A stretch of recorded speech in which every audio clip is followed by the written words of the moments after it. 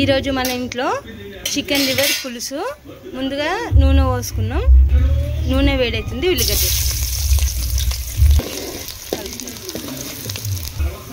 ఇప్పుడు కలమాకి ఉల్లిగడ్డ మంచిగా కలర్ రావాలి మనకి. ఇప్పుడు అల్లిగడ్డ వేసి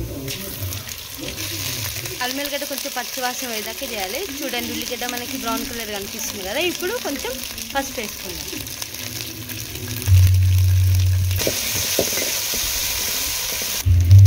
ఇప్పుడు చికెన్ లివర్ వేసుకుందాం.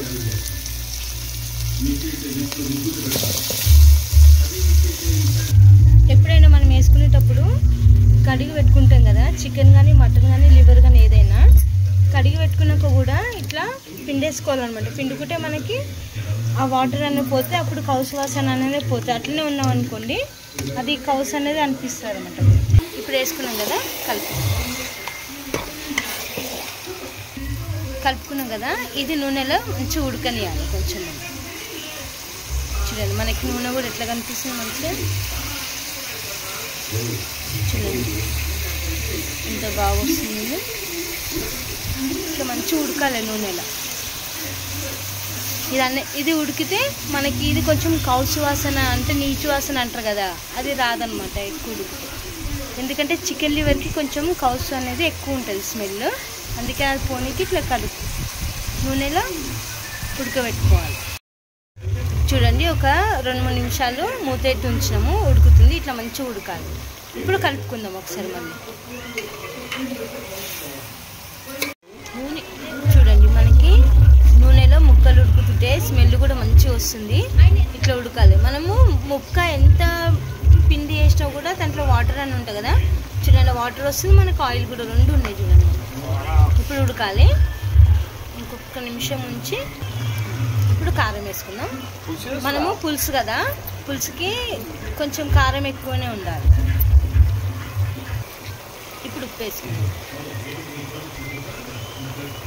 ఈ చికెన్ లివర్కి కొంచెం ఉప్పు కారం ఎక్కువనే ఉండాలి. ఎందుకంటే అది కొంచెం నీస్ అనేది ఉంటుంది కదా, కౌసు. అందుకే ఆ కౌసు అనేది మనకి కారం ఉప్పు కవర్ చేస్తామన్నమాట. ఇంకోటి ఏంటంటే మనం పులుపు వేసుకుంటున్నాం కదా, ఇంకొంచెం స్పైసీనెస్ ఎక్కువనే ఉండాలి.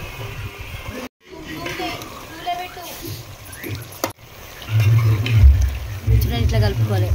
ఉప్పు కారం నూనె ఎంత మంచిగా అనిపిస్తుంది కదా, కలర్ఫుల్గా. చూడండి చూసి ఇప్పుడే ఊరిలో వస్తున్నాయి నాకు తినాలని.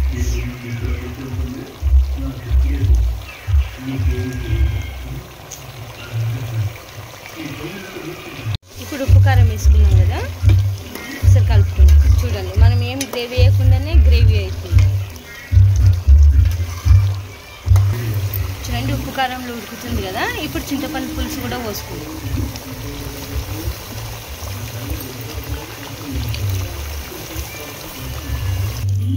చూడండి మనం ఇప్పుడు చింతపండు పులుసు పోసుకున్నాం కదా.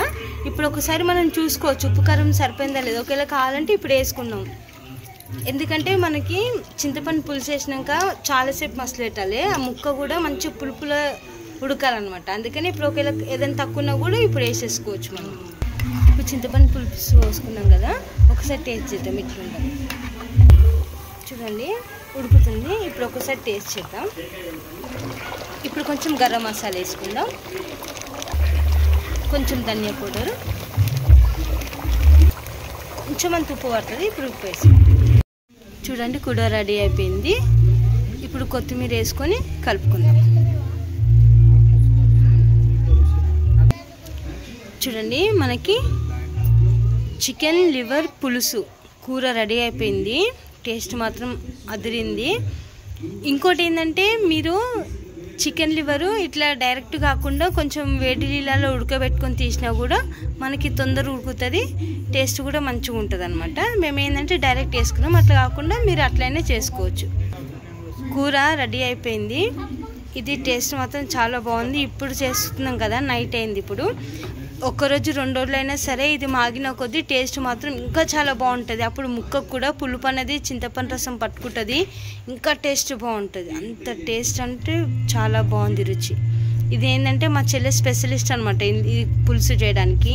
అందుకే ఎప్పుడైనా మేము ఆమెతో చేపిస్తాం. టేస్ట్ మాత్రం చాలా బాగుంది.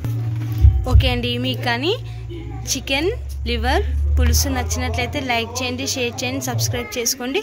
Thank you for watching.